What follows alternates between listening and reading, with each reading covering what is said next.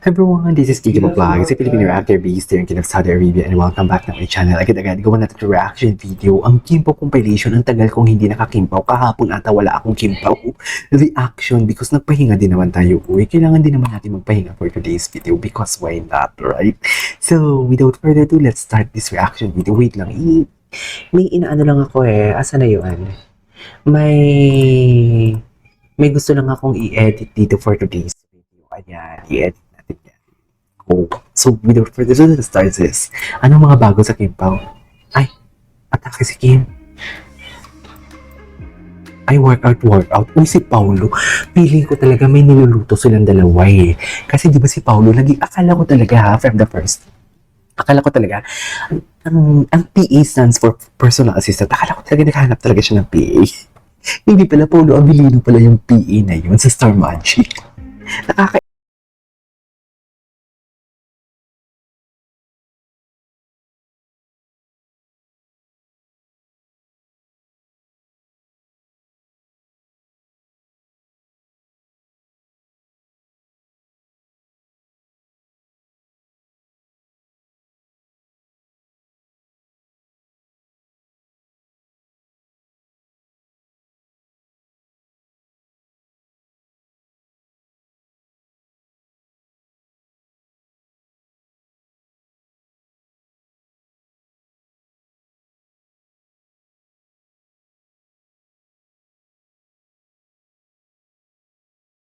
Ito.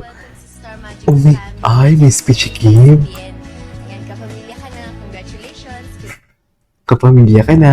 Congratulations. Ito, happy first anniversary. O ba? Ayun na naman kayo. Kimpaw a heartfelt sa charity Kimpaw PH. Wow. One thing that I really love about Kimpaw, pagdating talaga sa bayanihan nila, nagbabayanihan talaga sila. Seriously. Bayanihan kung bayanihan talaga sila.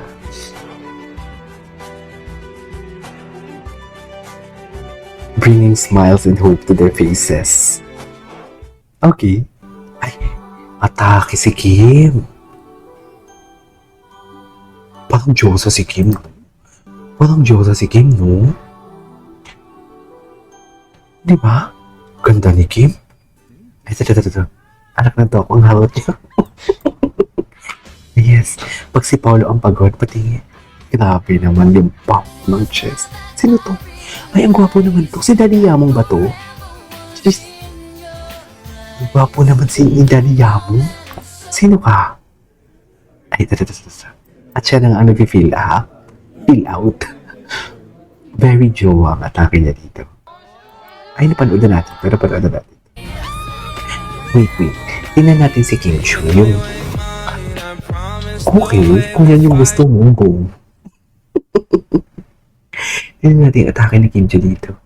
Ay, ano to? Oh! Ito. Usay ko muna yung pag-trending mo kagabi bago ang... Kim Chu totoma daw sa tuwing niya to trending. Totoma sa trending. Hindi ko pa ito napanood. As a K-pop fan for the longest time, and then, Bakit na-trauma siya sa... Blackpink twice, Hmm. ITZY, so parang... Na ano siya, na-trauma siya.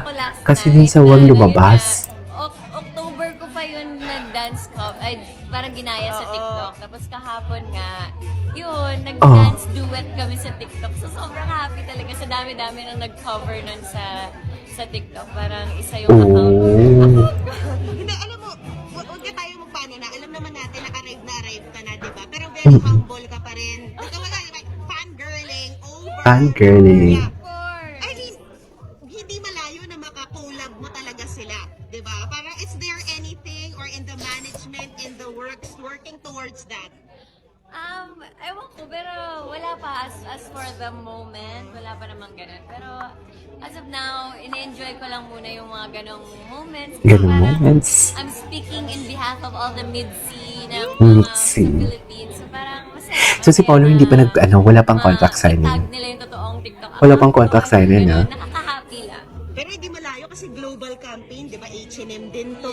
I mean, True. yung mga mapapansin din talaga sa'yo. And you're one of the hottest in the moment. To get I couldn't agree diba, more. as an ambassador. How do you feel about that? Very H&M na pala si Kim. Pero this was before, di ba? To represent And then I'm happy to represent ng H&M Tropical Essentials. Alam mo, lagi mo rin sinasabi, kagabi diba sabi mo kanina, parang kinabahan ka kung Ay, magpapalaro for the wrong reasons or not. But, Diba? Siyempre, traumatized na ako. Parang the last time na nag-trend ako, grabe yung naabot kong ano. So parang lagi akong kinakabahan kapag nasa trending topic ako. Nakakatakot din naman talaga Alam kasi. mo naman, yung mga marites natin over there. So parang minsan there's hurtful words na parang, pero this time, masaya naman ako sa naging outcome. tinatamaan ka pa ba? O naka-move on? Of course, pero ngayon, kabear na lang. Keep it nila. And you're unapologetically you.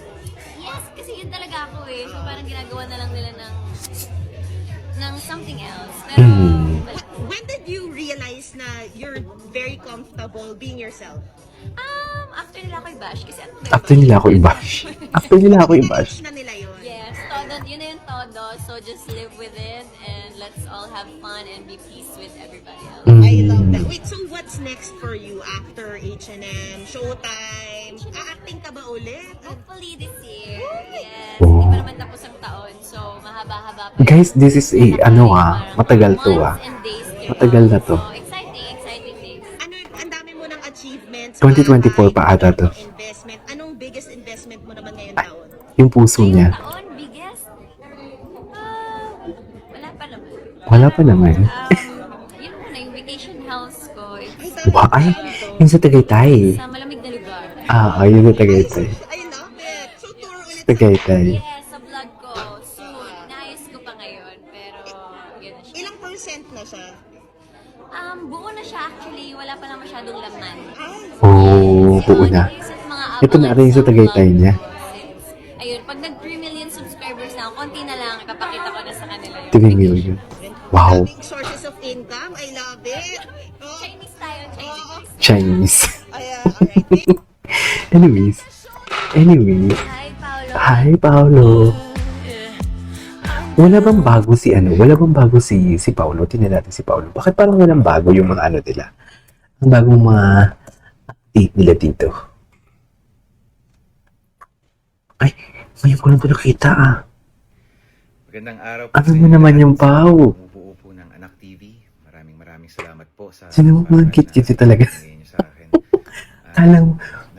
Kala mo pag humubad talaga doon siya sa linlang and mga bedsins yan. Kala mo naman hindi niya kaya humubad. Ito yung magandang lalaki. Yung tipong alam mo yung pag humubad, ay, inan, sarap. Bakit nang mura? Bakit nagmura naman? Dahil naniniwala po ako. Dahil? Napaka-importante po para sa mga taong nakikita sa TV, sa social media, na maging mabuting ehemplo sa ating kabataan. True. Patuloy ko pa rin pong Bait-bait pinagsisikap. yan. Parang bait-bait yan.